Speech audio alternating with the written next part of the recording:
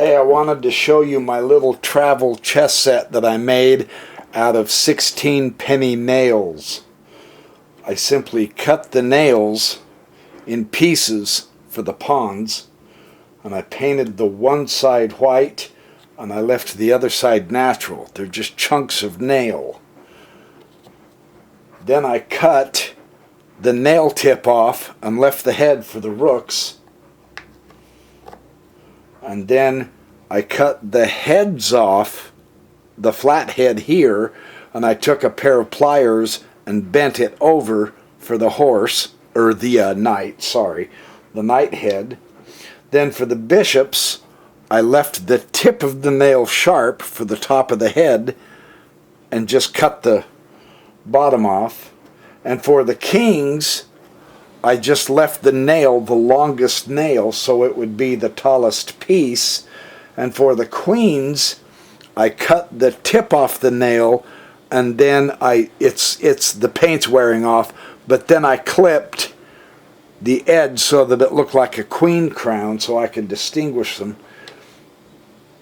And so I have the rook, the knight, the bishop, the queen, and the king. You can see the height difference in the pieces.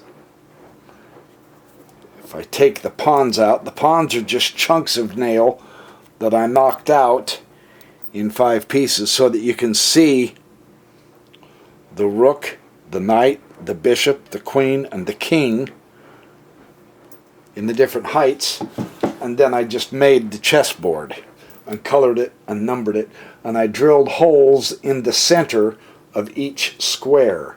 That way the pieces can move accordingly. And I take this with me when I travel because it's easy to use. It takes a little getting used to, but it's not that tough. And it's really kind of a cool little board.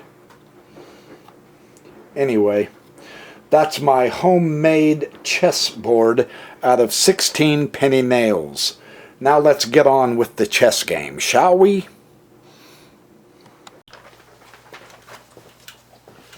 Hey, welcome back to the Backyard Professor Chess videos. I have a wonderful Paul Morphy game I want to play for you, just for the pure pleasure of it this time. It's got some good tactics. This was a blindfold, so he wasn't even looking at the board. He played it against a man named Bauscher in September 1858. Got some tactics that are worth recognizing so that we might be able to practice putting them into our own games. And they are quite fun to behold. Now the pawn took the pawn. Here Morphy did an interesting move. He took the pawn with the queen. Normally that's not really recommended because then the queen gets chased all around, which is what Bauscher does, developing a knight with tempo, because now Morphy has to move his queen. Where is he going to move her to? That's the question. The question is, holy cow, how do I do this? Instead of moving the queen, Morphy throws a perfect little tactic. Now this tactic has long-term effects. It affects the rest of the game. No, he doesn't get a free piece with it. Tactics come in all forms and varieties, right? They do all kinds of things. This pin on the knight to the king, preventing the knight from taking the queen, he gains a developing piece so that now he has 3 pieces out in the field compared to the 1, is very effective because it keeps the queen in the game. And she's a very major effect in the entire game. So this is an important tactic, very simple right out there in the opening, but it's worth remembering. Now of course he's going to take the pin off. So now the tactic is done. What do you do then? Take the knight. I understand that some people really do like their bishops, justifiably so. They're great pieces in certain board occasions. As we are practicing through these games, learning how to read the board, it's more important to take the knight, and he responds, than it is to keep the knight and start moving around the queen out of danger so that black catches up in development. Does that make sense? That exchange makes sense for that reason. Okay? Watch what Morphy does. Instantly brings another piece, again attacking the queen, because he has been developing really well. The bishop is covered with the knight for the queen. So he's forced to push his f-pawn. And you go, well, that's kind of a waste of a move of bishop. No, it's not. No, it's not. If black castles kingside, he has a pawn that's already moved forward and thus weakening this square. Here, the pawn and the pawn support that square. Here, we only have one pawn supporting the square. That could prove important later in the game. We'll see. So f6, the bishop moves back, and now the knight comes out to h6. So he is bringing pieces out. So is Morphy, hitting the center. Again, bishop comes to e7. Good development, allowing him to castle, which in fact they both do right now. So we've got both sides castled. The kings are tucked away safe. There's a pretty good race on for development, and then Morphy does this. Check. Moving the king off into the corner, so the king obliges. Now Morphy brings his knight further on into the center, hitting the bishop. The queen bumps up to support the bishop and connect the rooks.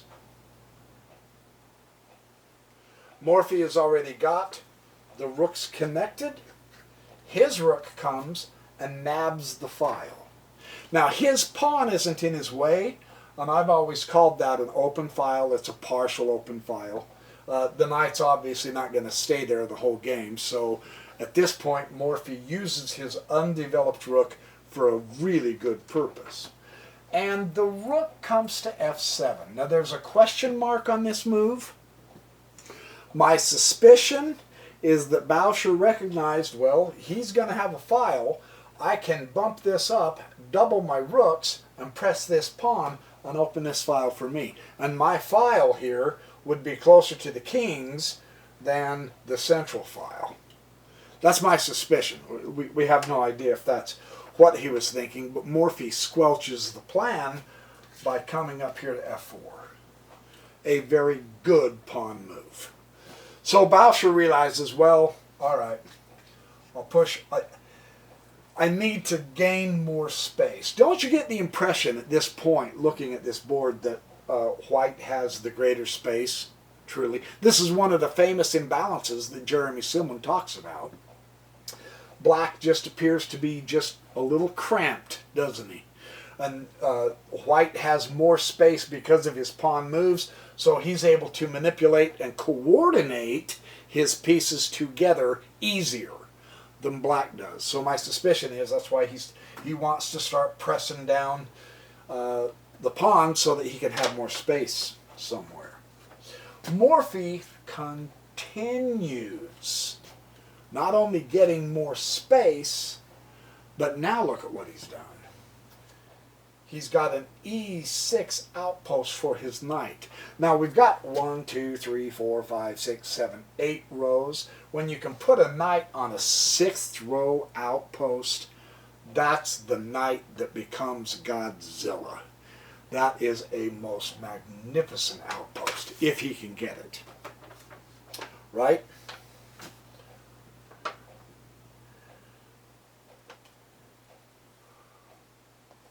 The rook goes back.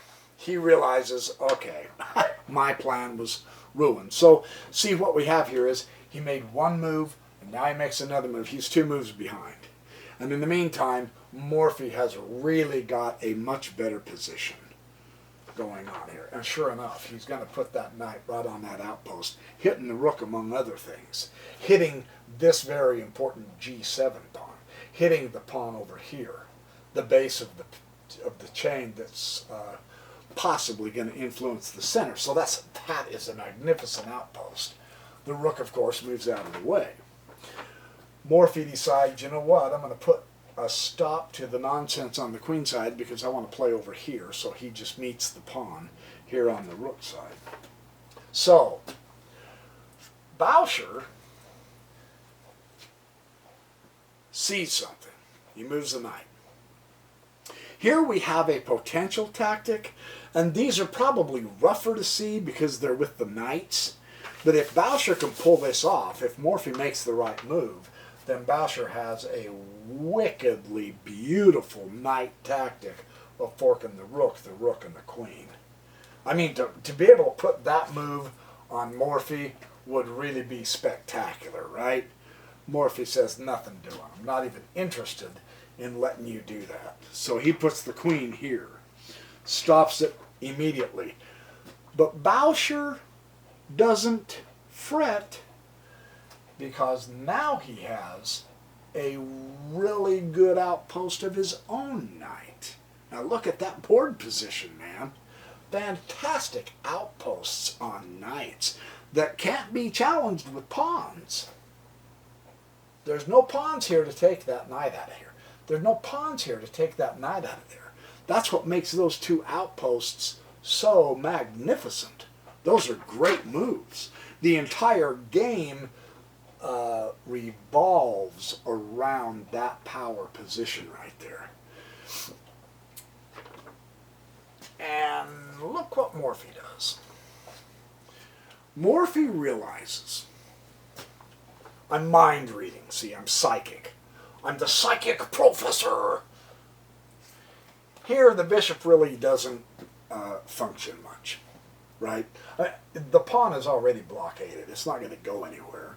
And his bad bishop, he's supporting the pawn with the, so what? That bishop's hitting granite there, so come here and exchange the knight. And I know there's a lot of us that say, well, no, wait a minute, that leaves black with both bishops. I don't know if that's a good idea. Let's take a look. Queen comes to c8. So look at this position for a moment. Some of us would hesitate to swap that, right? No bishops for Morphy if he takes that knight.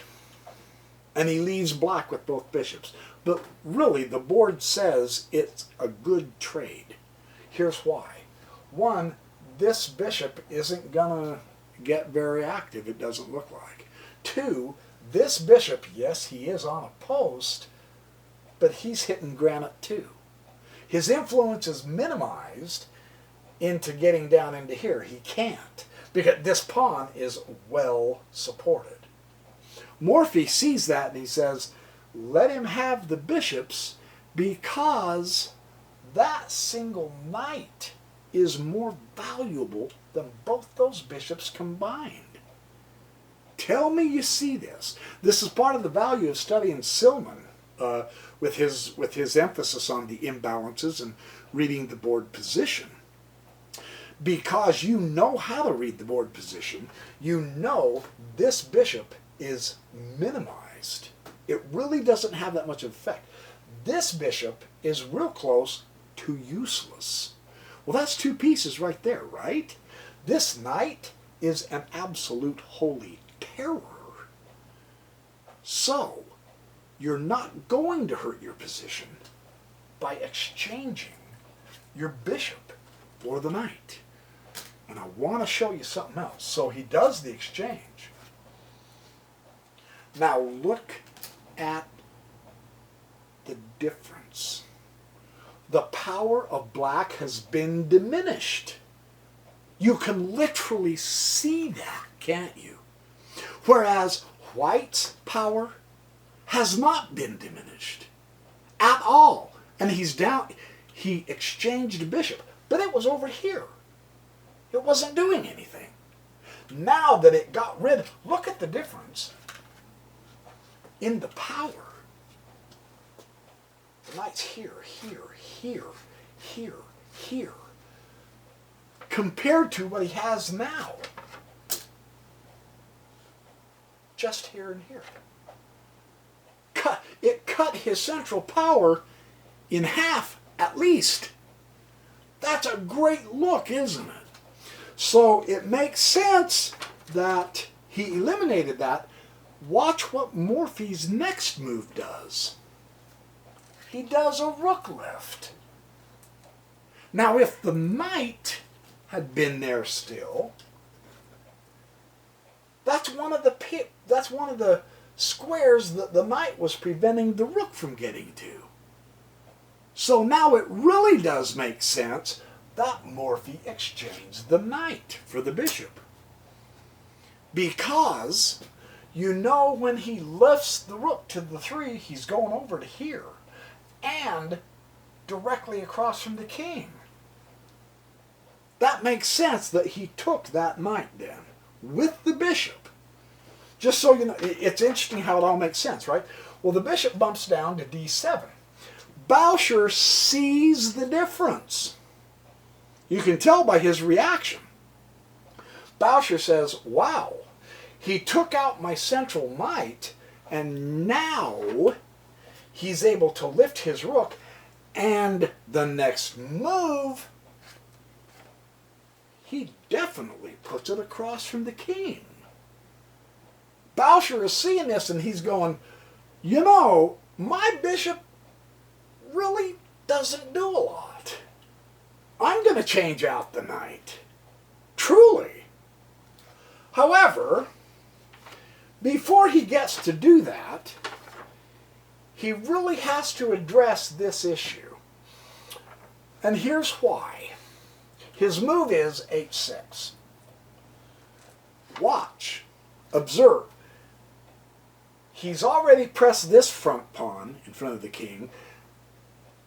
This move forces him here, and we have weak squares around the king, which means there's going to be an attack now.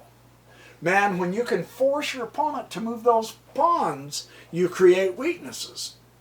Tell me you can see that. Really. Because the queen is coming up to here with the rook. So, and the knight is here influencing things also. So, you gotta protect your king here, right? Watch what Morphy does. A simple move, kind of a quiet move, but observe the effects.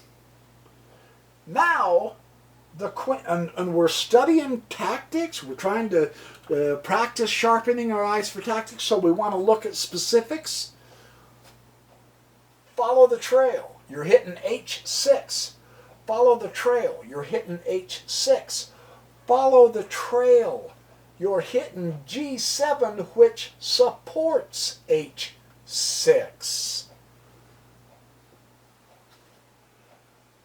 Looking pretty good for Morphy, is what I'm telling you. And Bowsher recognizes it. You can tell by his reaction. Again, notice Morphy is keeping the initiative. Morphy is being able to set up his position the way he wants it, and Bowsher is reacting to Morphy. That's telling us Morphy has the initiative. Morphy is pushing his agenda. Bowsher comes to here. Definitely. He recognizes, man, that will help support that pawn a little more. So we have to do that. Now, you've gotten black to reacting to you. You saw a great player do what was necessary to minimize the central power of his opponent. What's your next move? Blam. Queen takes the bishop. Whoa. Not only is he backed up, you've got the file, use it. He's backed up by the rook. He eliminates the piece that's going to take away such a beautiful knight. Yes, the queen is threatened, But look, if Bowsher exchanges queens,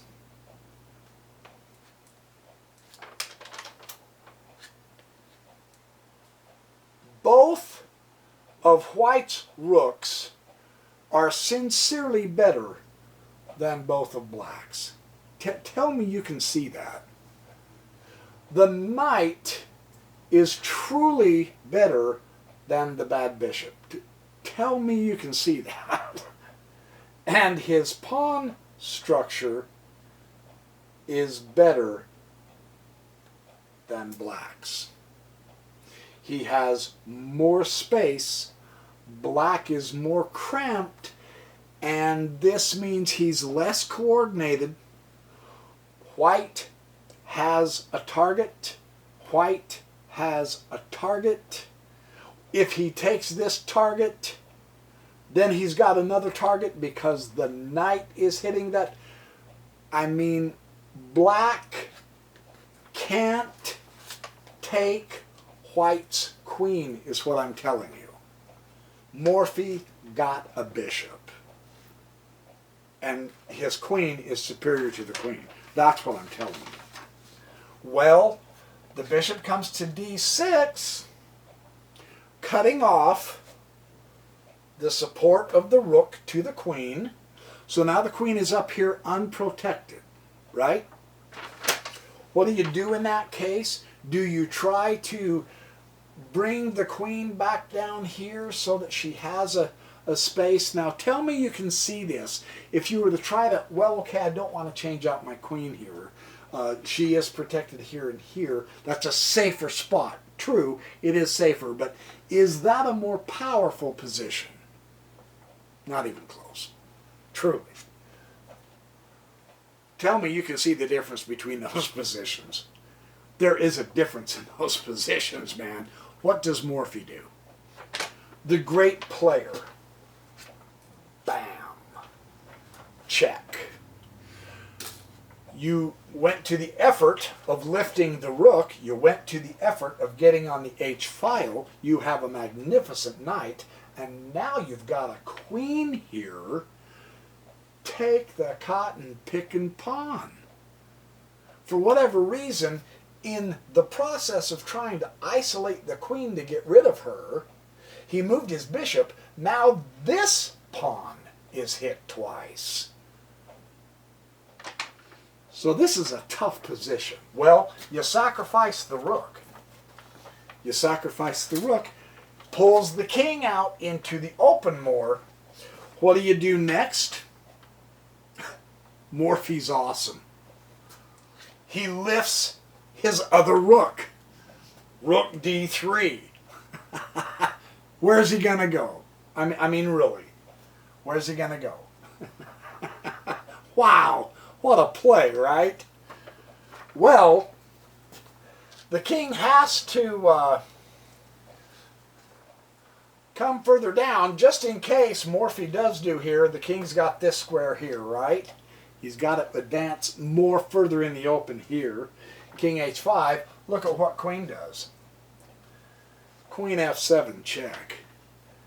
Now not only has Morphy used the file, now he's using Black's 7th rank to keep attacking the king. And he's in the midst of a rook, a queen, a rook, and a bishop. And he's just making hay. Black! He does have the g6 to block. That's true. As you move stuff forward on the king's side, you create more weaknesses, however. And now you've got another real fatal weakness. The queen can go to h7 check. You go, wow, that is such a tough call. There is literally only one square you can go to here. And now there's a number of things you can do. Morphy chose to call it good with the queen coming down, doing a checkmate that way. This is a great game to show you the queen influence the whole game. coming over to here to help force him to move the pawns, coming up the aisle, taking the bishop, and then using his... all because of that one opening tactic of Morphy bringing up his bishop and pinning that knight to the king to keep the queen in play. It affected the entire game, just that one tactic. So this is a great game to analyze how to read the chessboard and how a tactic can be so very effective over the course of a game. Some tactics will just simply get you a piece. And then if you blunder a piece of yours away, bummer, the tactic was worthless. Some tactics have long-lasting effects. This is a great illustration of that. So, hey, I hope you enjoyed this game as much as I enjoyed showing it to you. When I played through this morning while my other video was uploading, I thought, I have got to show the guys this game. This game is too good to lose. So, there's your chessercise. Happy tactic finding. Keep on practicing. Have fun. Be good. Do well. Be happy, be nice, be kind, have some fun, laugh a little, enjoy yourself, and don't go away for too long because I might surprise you with even more videos. See you later.